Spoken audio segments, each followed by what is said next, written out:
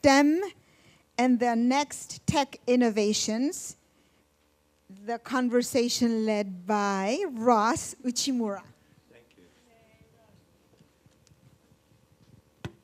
Wow. It's like Patty Chang and Joanne Hayes-White and, awesome, really inspirational women, Charlie, Julianne, my gosh. Uchimura. I'm a former WIN board member, representative to the United Nations in Asia, helping with their public-private partnerships. In my real life, I'm an angel investor on several different angel platforms. I invest in mostly fintech, edtech, blockchain, and cannabis. I also serve on the advisory board of a very large Hong Kong investment group. I assist in the oversight of their $1.2 billion debt portfolio. And I also advise several different startups here in the Bay Area. So today, I have the pleasure of speaking with these two amazing women. You've already met Ileana Winterhalter from AT&T and is Associate Director at AT&T. She oversees the entire California region for their external outreach, and I'm going to mess this up, but she can tell you a little bit more. We're going to learn a little bit more about that. Awesome, huge job that she has, overseeing all of California, part of a national and obviously an international effort on behalf of AT&T. Siobhan Neeland is, a force of nature, the founder, owner of One Mama and also Shaboom products, and just doing amazing work both domestically and internationally. In her free time, she is a recruiter for Visa as well as Amazon and other Fortune 1000 companies. So thank you both. Please help me welcoming Siobhan Neeland and Ileana Winterhalter. So lots of great comments so far today, but I wanted to start off with Ileana, your work at AT&T. So STEM is such an important part for bringing up girls and to further their careers within the technology industry. AT&T is at the forefront of promoting that and focusing on STEM. Tell us a little about that. Yes, thank you. So the first thing I wanted to start off and share is sort of a sea change that's taking place in our industry. And so when I joined the company several decades ago, the company was Pacific Telephone and Telegraph. So I don't know if you remember that, but we were just a phone company. And today, we're so much more. Just 10 years ago, the internet came about and wireless communications. And today, we're at this conference, tweeting, on Facebook, on social media. So, as a tech company and an innovator of communications technologies, STEM education is critically important for AT&T, enterprise-wise and selfishly, because we want to make sure that we've got a pool of candidates that we can hire. So it's hugely important for us. The other thing that I wanted to share with people today is that women and girls and minorities are not going into the STEM fields. And that's where the money's at. Everything we talked about today, technology runs through like a thread.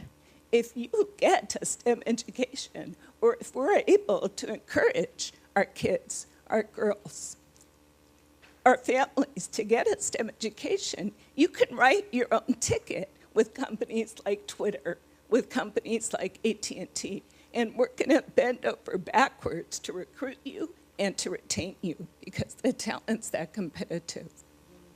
Thank you. So speaking about recruitment, you're very familiar, Siobhan, you're very familiar with the recruitment issue. And then I wanted to get your perspective a little bit on your global effort. But what are you seeing at Visa? Are you seeing comparable kind of initiatives at the tech companies that you interface with, that you represent? Yes. So for those of you, most of you know me as One Mama, the founder of One Mama helps impoverished women in Africa. But what I do to pay my bills and to not take money from that is that I'm a staffing consultant recruiter for the best companies in the world, for Amazon, Visa. Visa recently just hired me about 4 or 5 months ago to be their senior executive tech recruiter that focuses on bringing women in leadership. They want to be one of the companies that has the highest number of female executives. Because what all tech companies are really starting to realize, or the ones who are really getting it, is that they're more profitable if you have a higher base of women at both the leadership and the tech level. Because 50%, like, you think about who your buyers are, it's a 50-50 ratio. If you have both who's buying your products, you need to be able to look and be able to sell to both those demographics. So just, it's kind of a numbers game. So now finally everybody gets it. Companies like Google started this like 10 years ago, and their numbers are still not looking good. And so you're going, well, why is that? Why is all these companies like Visa, I'm a part of the internal project that is leading spearheading this, and we're trying to find out why are we doing all this, spending all of this money as recruiters trying to hire these senior executive women or tech engineers, and what we're finding is it's not actually the education. There's lots of people, women starting to go into this field, not as many in minorities, unfortunately. But what I think is it's, for thousands of years, women have been property. And until about 50 years ago, or less, in Western culture, we're just starting to have power. We're starting to learn as women how we communicate that power. So we still have all of these archetypes. So our job descriptions are still described as very masculine. So women who've gone through all of this schooling, they all of a sudden see these job descriptions and they're not interested. So as a recruiter who specializes in hiring females, I'm struggling to get my hires filled with females. So it's not, and there's not great candidates, and but they don't want the jobs. They don't want to work with an all-male team. They're going to go want to try to start something on their own. So that's just one little example of a lot of things that are going on. But what is really cool that's happening in at least corporate tech, in the tech world that I work in, is that they get it. They know that we need, that's like the number one conversation I have in every meeting I'm at, is like, how many women do we have in the pipeline? That's very different than 10 years ago when Google, and I was working at Google, and they were one of the only companies doing it. Now, what needs to happen, I think, in my perspective, is that it's actually, there's a different kind of education, which he and I were talking about on the break, which is a cultural education. We as women need to educate each other about sort of self-esteem. It's the very same thing I have to teach to my community in Uganda about how am I worthy to accept this kind of position? How do I, like she said, I can talk about another woman and say how great she is, but how come I can't say? I think the only reason that partly I'm successful as a woman in business is that I made a decision as a little girl it wasn't safe to be a woman, so I act like a man. And so I act and say things in business like a man would say it. And I think that's done me well, obviously, in business, but I don't know if I'm necessarily always the best role model, because I've been trying to bring in more of my feminine in how I communicate in the world, and I bring more of my jewelry when I come to the office, right? So I think these are those cultural things that we have to talk about. Extremely good point, and it's kind of dovetails into all the comments. A lot of the comments that we've been hearing today. Organizational behavior, women who are good at organizational behavior and mitigating risk within the corporate structure, as Sudi was bringing about, is important. Finding the women and keying into that. Google, I know, was criticized heavily on NPR recently, though they're trying. They're very, very active at trying to facilitate change. They're just not that successful at it. Part of it is the way we speak. I think it was Grace, our high school student earlier, was bringing up how can we change the way we speak within a corporation, the way men speak to women within a business setting, or the way women speak to men in a business setting. And it goes back to that self-esteem. It goes back to being historically property owned versus having your own voice. Your voice belongs to somebody else. AT&T, what does AT&T look at? Do you have programs that kind of, have a more round out the hiring, process, looking at both the person as well as obviously the skill set? Well, I think so. We talk about diversity, and a company like AT&T has been around for 100 years. So if we weren't diverse, we wouldn't be successful. Look at our state, look at our country. So I think embedded in the corporate culture is diversity. As it relates to STEM programming, AT&T is investing, we're a big company, enterprise, global, So we've invested $87 million in STEM initiatives. And we do that from everything from scholarships, of course, it makes sense, but also to elite labs, to coding hackathons, where we invite kids or adults or teenagers, any ages really, to help with the development of apps. So through the STEM initiative program, I think we're trying to make a difference. Okay. We're also, if I can just say one more thing real quickly, because we're short on time. So the AT&T Aspire program is all about keeping kids in school, K through 12. You might have heard of Aspire. Aspire was the brainchild of our chairman, Randall Stevenson. And so over the last 5 years, we've invested $350 million in Aspire. And so those are programs geared to either keep kids in school or help them be college prep. Bravo. And so we're pretty proud of that. No, absolutely, bravo. That's essential. Julianne was bringing up her comment earlier about the global nature of the work here at Women's Intercultural Network. The calling of the circles, I think we have Iranian Circle here today. You know, we're blessed with that. We've done great work in Uganda.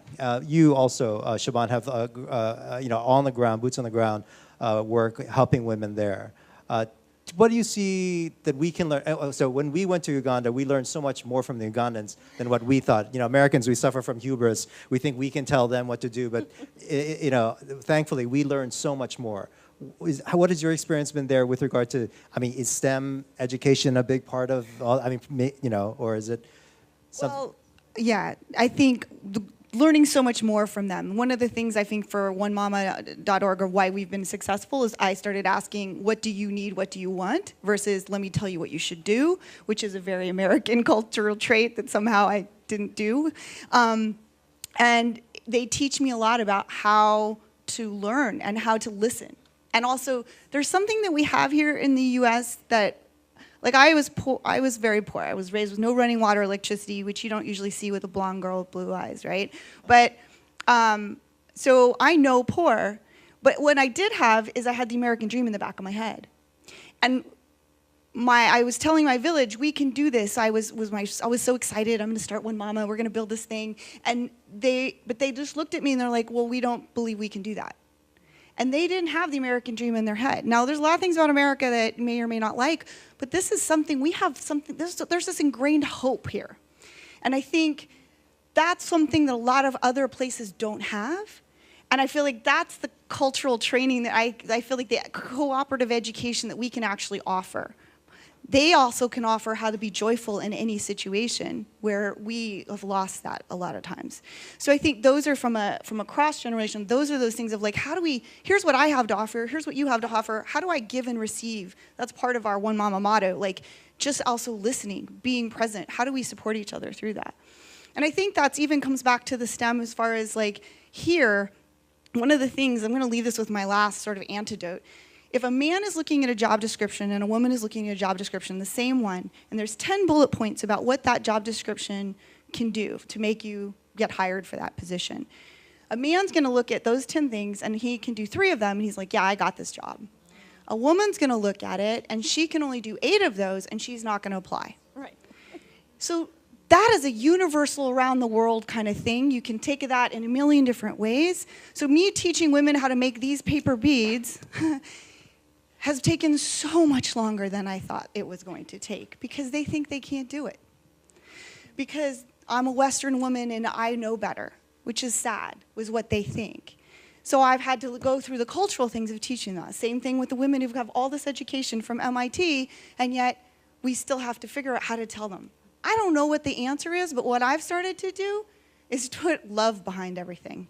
And that is actually how I'm bringing technology into this whole different level of communication, and I talk to every candidate I have about it.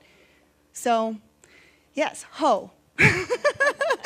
So that's sort of my antidote, and I think if we as women can actually start creating a different kind of language about what we do best, which is love and nurturing, and bring that to it. I agree, and honestly, that sounds kind of corny when you hear it, but it's true. It's what Joanne Hayes White alluded to earlier. It's the love that she received from her parents that allowed her to, you know, make a really hard decision by not using her MBA and then go into the fire department, and look where she is now. You know, she's leading the charge for men and women, for all of the citizens in San Francisco, and especially for women coming up. So love is, you know, is the answer, you know.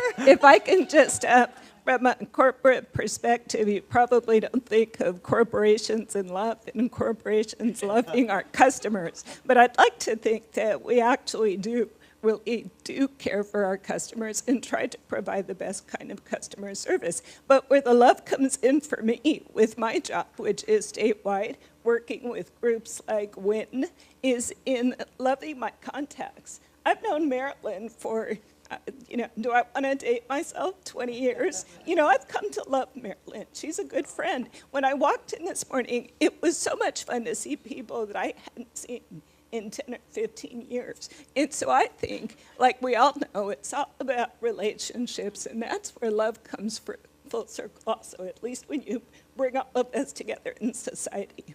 I love these two awesome women. Thank you, Ileana guys. and Siobhan. Bring thank the you mama all. back into corporate. Woo! Thank you, everyone.